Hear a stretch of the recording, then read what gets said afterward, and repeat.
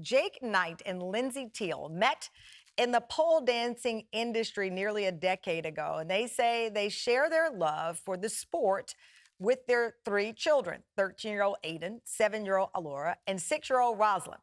The girls even compete with their parents at the international conventions they attend, a decision that Lindsey and Jake have gotten actual death threats over. Last year, the family converted this old church into a pole studio. They call it, wait for it, the Pole Church, a safe space to come as you are and practice the art of pole dancing.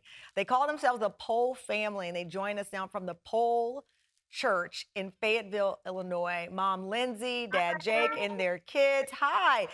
Lindsey, I've got to start off with you. I know you have a background in ballet. Jake, you were a gymnast.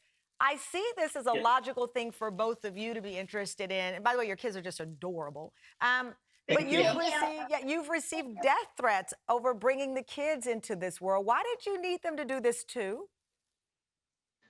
Well, we didn't really actually even push the kids into it. We were performing. They were raised with us doing musicals and watching Lindsay dance and me doing acro, and they just sort of started doing it with us. So we started teaching them the proper ways to do different moves and be safe about it, and they fell in love with it. What do you say, Lindsey, to people who say that, okay, they fell in love with it, but at the end of the day, you're the parent and you're letting them do it and you're over or hypersexualizing your adorable kids? What do you say to people who have that criticism? I know you've gotten death threats, so this is very uncomfortable for me in some ways, because I know the seriousness of the critiques and criticism you've received.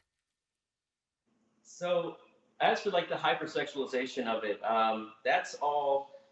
Basically, it's just like the stigma that goes along with pole dancing, and early on in the days of gymnastics, like they had the same issues with girls going on and doing splits and doing things like this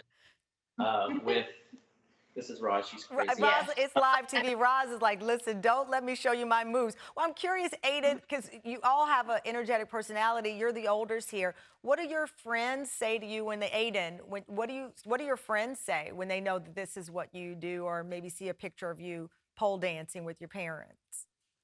They saw you on Barcraft. I go over to school in Freeburg, and my friends, one of them notably, his name's Zaid. Well, they think it's cool. They think it's cool.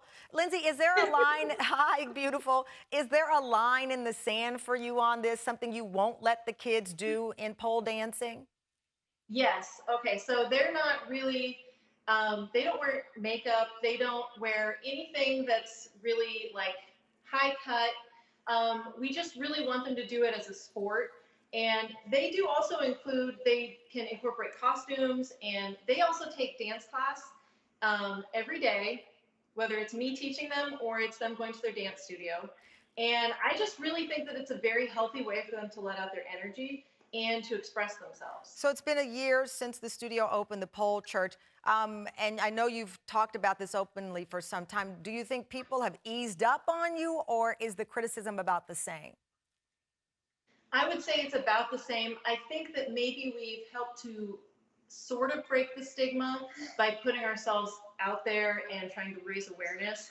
But in general, I think that people still aren't fully accepting of it. So we're just going to keep trying going. To break the stigma. Our neighbors have fully accepted us. They understand. They know what's going on. Because we pole dance out in the front yard, as you guys have seen before. All right. Well, thank you for facing the fire, sharing your story every time. I guess we say, let's talk about it. That means the difficult things as well.